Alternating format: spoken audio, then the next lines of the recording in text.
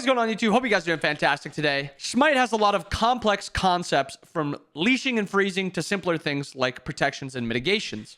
Today, I'm going to explain in the simplest terms possible to get you to understand the 4 core concepts of Smite. These are just 4 of them. There's a lot more than 4, but 4 main ones that everybody kind of gets confused.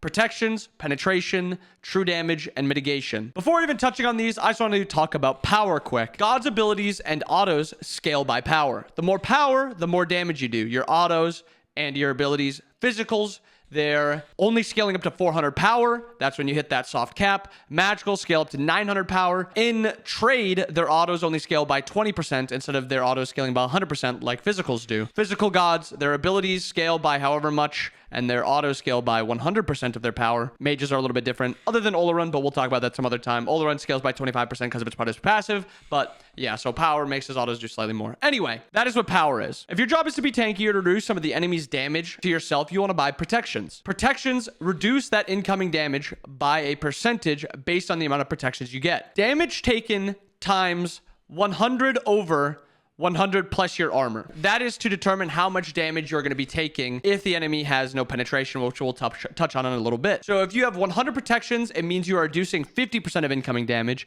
If you have 200 protections, it means you're reducing 66% of incoming damage. If you have 300 protections, it means you're reducing 75% of incoming damage. And the few gods, Fenrir, Achilles, that can hit 400 protections mean you're reducing 80% of incoming damage. And that is why in a game like Smite, you need to be able to get through those protections. You need penetration. You need armor reduction. I'm going to include these both together because they are often confused and determined to be the same thing. Penetration and armor reduction are 2 things that can reduce protections or make you just do more damage to the enemy that has a lot of protections. And inside of both of those, penetration and armor reduction, there is percent and then there is flat. So to touch on all of them, starting with percent armor reduction is stuff like Xe. Every time you auto somebody, you reduce their protections by 7%. It's up to 4 times, obviously. So if they have 100 protections, you auto them 1 time. They now next time you hit them, they only have 93.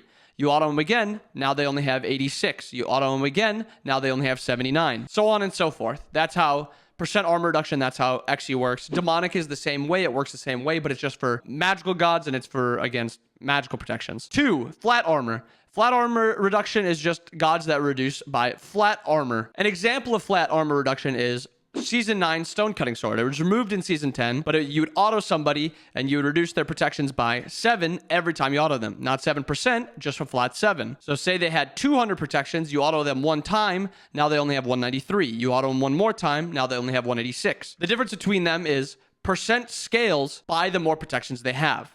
So to go even deeper, say they have 300 protections and you have Executioner. You auto them 1 time, you're reducing their protections by 21. So instead of 300, it's 279. That is armor reduction. Next is penetration. There's percent penetration and flat penetration. Percent penetration is something like Titan's Bane, something like Obshard. It is just only for yourself. You're only hitting them like they have that much less protection. So Obshard is 20% penetration. So if you're hitting somebody, they have 100 protections. Actually, I don't like using 100 because it confuses easily with flat pen. So say they have 300 protections and you have an Obshard and you hit them with an ability. Instead of hitting them at the 300 protections, you're going to be hitting them at 240 because you are ignoring 20% of their protections, which is 60. So instead of hitting at 300, you're hitting them for at 240.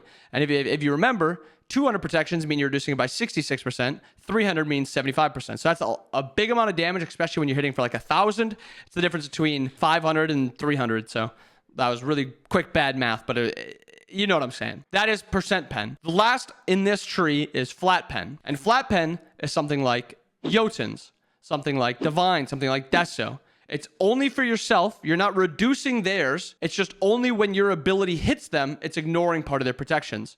So if somebody has 18 protections, you hit them with a Jotun's ability, you're ignoring 10 of those 18, so instead they're only going to have 8 protections when you hit them. If your team comp essentially has every form of this penetration and armor reduction, so you have percent armor reduction, you have flat armor reduction, you have percent pen, and you have flat pen, the order it reduces in is the exact order I just said. Percent armor reduction, flat armor reduction, percent pen, and flat pen. That is penetration and armor reduction at its simplest terms. So if you want to hit somebody that's going to be building a lot of protections, they're having 300 protections, what's going to be more effective? 7 pen or 7% pen, obviously 7% pen. But if somebody is down to 12 protections and you have either 10% pen or 10 pen, you're going to want the flat pen. So flat pen is better when somebody has a lot less protections. And keep in mind, auras can add to their already low protections. So if like a mage has a Thieves Sob next to them, that's just 25 protections that the support is giving them. So keep that in mind when you're playing in whatever games. Once you get to that late game, if the enemy has auras, you still might need some percent pen because they're just going to be so much more tanky because of those auras. So the lower the amount of protection somebody has, the better flat armor, or the better flat pen is.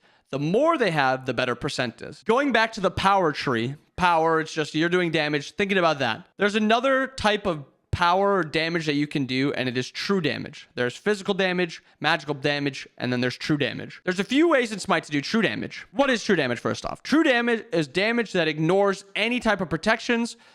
Does not matter what they are. You just ignore it flat out. An example, Sir Kettle, Tablet of Destinies, the new item in Season 10. Both examples of true damage. It does not matter if you have 7 protections. It does not matter if you have 700 protections.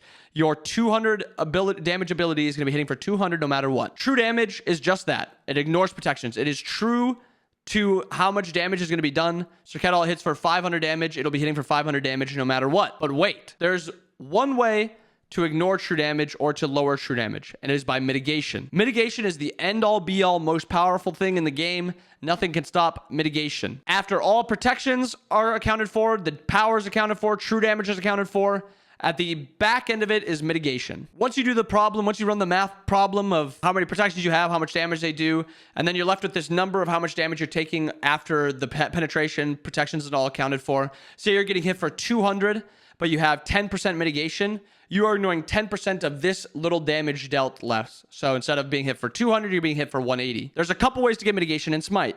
If you have Spirit's Robe when you get CC'd, if you finish your Cloak and you have enough protections, Berserkers when you're below 50%, Onis when you have enemies around you, a bunch of different ways to get mitigation, and these do stack. That's why in 10.1, 10.2, those mitigation builds are running rampant, because there's just no way for squishies to deal with it. They build true damage, it doesn't matter. The enemy still has mitigation. So that's why Hi-Res had to take a little nerfing to mitigation, because it was at a bit too strong of a spot. You're hitting 50, 60% mitigation kind of somewhat easily, depending on your god. And it was very, very hard for backliners to deal with. But those are just a few of those concepts in Smite. 4 core concepts: protections, pen, true damage, mitigation. If you guys still have any questions, ask in the comments down below. But I hope this video helps you guys out, helps you guys understand all that interesting stuff, some of that back end stuff. Hope you guys have a wonderful rest of your day. See you guys again next time. Peace.